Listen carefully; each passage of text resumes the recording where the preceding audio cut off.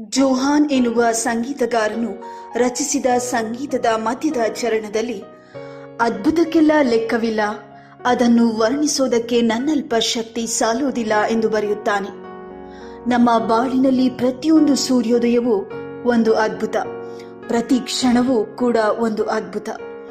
ಏಸು ಮಾಡಿದ ಅದ್ಭುತಗಳನ್ನು ಪಟ್ಟಿ ಮಾಡಿ ನಿಮ್ಮ ಬದುಕಿನ ಪಟ್ಟಿಯಲ್ಲಿ ಸೇರಿಸುವ ಹಾಗೂ ನಂಬಿಕೆ ಎಂಬ ಪಟ್ಟಿಯನ್ನು ಇನ್ನಷ್ಟು ಗಟ್ಟಿಪಡಿಸುವ ಕಾರ್ಯವೇ ಈ ಅದ್ಭುತಗಳ ಪಟ್ಟಿ. ಕಾನಾ ಊರಿನಲ್ಲಿ ನೀರನ್ನು ದ್ರಾಕ್ಷಾರಸವನ್ನಾಗಿ ತತ್ಕ್ಷಣ ಮಾಡುತ್ತಾನೆ. ಕಾನಾ ಊರಿನಲ್ಲಿ ಸಾಯುವ ಹಾಗಿದ್ದ ಪ್ರಧಾನನ ಮಗನನ್ನು ಸ್ವಸ್ಥ ಮಾಡುತ್ತಾನೆ. ಕಪೆರ್ನೌಮಿನಲ್ಲಿ ಬಹಳ ದಿನಗಳಿಂದ ದೆವ್ವ ಹಿಡಿದ ಒಬ್ಬ ಮನುಷ್ಯನನ್ನು ಬಿಡಿಸುತ್ತಾನೆ. ಗಿನಿಜರೀತ್ ಕೆರೆಯಲ್ಲಿ ಸೀಮೋನನು ರಾತ್ರಿಯೆಲ್ಲ ಪ್ರಯಾಸಪಟ್ಟರೂ ಏನೂ ಸಿಕ್ಕದೆ ಇದ್ದಾಗ ರಾಶಿ ರಾಶಿ ಮೀನುಗಳನ್ನು ದೊರಕಿಸುತ್ತಾನೆ. ಕಪೆರ್ನೌಮಿನಲ್ಲಿ ಬಹಳ ವರ್ಷಗಳಿಂದ ಕುಷ್ಠರೋಗದಿಂದ ಬಳಲುತ್ತಿದ್ದವನನ್ನು ಸ್ವಸ್ಥ ಮಾಡುತ್ತಾನೆ. ಕಪೆರ್ನೌಮಿನಲ್ಲಿ ಬಹಳ ದಿನಗಳಿಂದ ಪಾರ್ಶ್ವಾಯುವಿನಿಂದ ಬಳಲುತ್ತಿದ್ದ ಶತಾಧಿಪತಿಯ ಆಳನ್ನು ಸ್ವಸ್ಥ ಮಾಡುತ್ತಾನೆ. ನಾಯಿನೆಂಬ ಊರಿನಲ್ಲಿ ಸತ್ತು ಹೋಗಿ ಊರ ಹೊರಗೆ ತರುತ್ತಿದ್ದವನನ್ನು ಬದುಕಿಸುತ್ತಾನೆ. ಕಪೆರ್ನೌಮಿನಲ್ಲಿ ಪೇತ್ರನ ಅತ್ತೆಯ ಜ್ವರವನ್ನು ಬಿಡಿಸುತ್ತಾನೆ. ಕಪೆರ್ನೌಮಿನಲ್ಲಿ ದೆವ್ವ ಹಿಡಿದ ಬಹಳ ಜನರನ್ನು ದೆವ್ವಗಳಿಂದ ಬಿಡಿಸುತ್ತಾನೆ. ಕಪೆರ್ನೌಮಿನಲ್ಲಿ ಮೈಯಲ್ಲಿ ನೆಟ್ಟಗಿಲ್ಲದವರನ್ನು ವಾಸಿ ಮಾಡುತ್ತಾನೆ. ಕಪೆರ್ನೌಮಿನಲ್ಲಿ ಹಲವಾರು ವರ್ಷಗಳಿಂದ ಹಾಸಿಗೆಯಲ್ಲಿ ಬಿದ್ದುಕೊಂಡಿದ್ದ ಪಾರ್ಶ್ವಾಯು ರೋಗಿಯ ಪಾಪವನ್ನು ಕ್ಷಮಿಸಿ ಗುಣಪಡಿಸುತ್ತಾನೆ.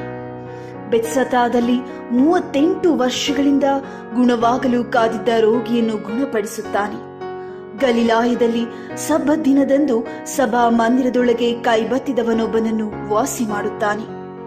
ಗಲಿಲಾಯದಲ್ಲಿ ಹುಟ್ಟು ಕುರುಡನೂ ಮೂಕನೂ ಆಗಿದ್ದ ಒಬ್ಬ ವ್ಯಕ್ತಿಯನ್ನು ಗುಣಪಡಿಸುತ್ತಾನೆ. ಗಲಿಲಾಯ ಸಮುದ್ರದಲ್ಲಿ ಗಾಳಿ ಮತ್ತು ನೀರನ್ನು ಗದರಿಸಿ ಶಾಂತಗೊಳಿಸುತ್ತಾನೆ.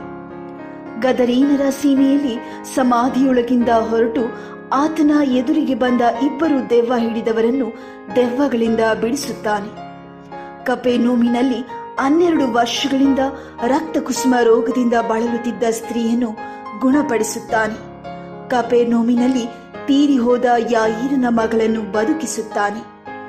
ಕಪೆರ್ನೌಮಿನಲ್ಲಿ 2 ಹುಟ್ಟು ಕುರುಡರಿಗೆ ಕಣ್ಣನ್ನು ಒದಗಿಸುತ್ತಾನೆ.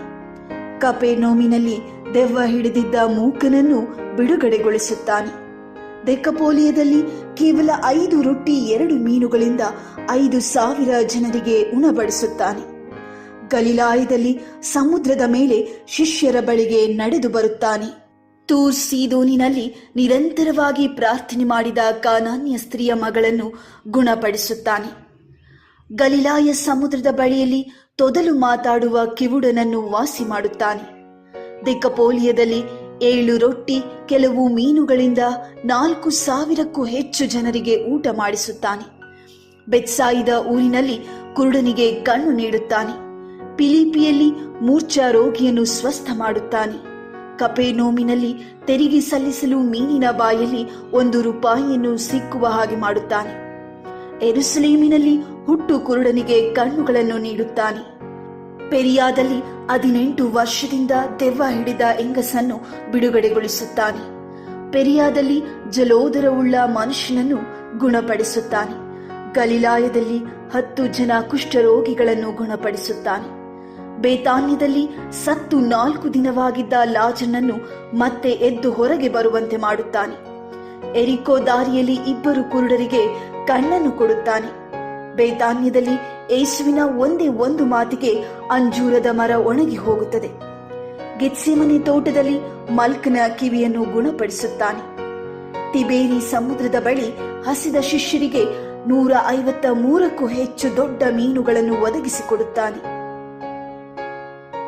ಒಂದು ಅದ್ಭುತ ಹಲವಾರು ವರ್ಷ ಹಲವಾರು ಕಷ್ಟಗಳನ್ನು ದಾಟಿ ಹೋಗುವ ಹಾಗೆ ಮಾಡಿತು. ಅಂದು ಯೇಸು ಇಷ್ಟು ರೋಗಿಗಳ ಬದುಕನ್ನು ಆರೋಗ್ಯವಾಗಿಸಿದಂತೆ ನಿನ್ನ ಬದುಕನ್ನು ಆರೋಗ್ಯವಾಗಿಸುತ್ತಾನೆ. ಅಂದು ಯೇಸುವಿನ ನುಡಿ ಹಾಗೂ ಸ್ಪರ್ಶ ಹಲವಾರು ಜನರ ಬದುಕಿನಲ್ಲಿ ಅದ್ಭುತ ಮಾಡಿದಂತೆ ನಿನ್ನ ಬದುಕಿನಲ್ಲಿಯೂ ಅದ್ಭುತವನ್ನು ಮಾಡುತ್ತದೆ.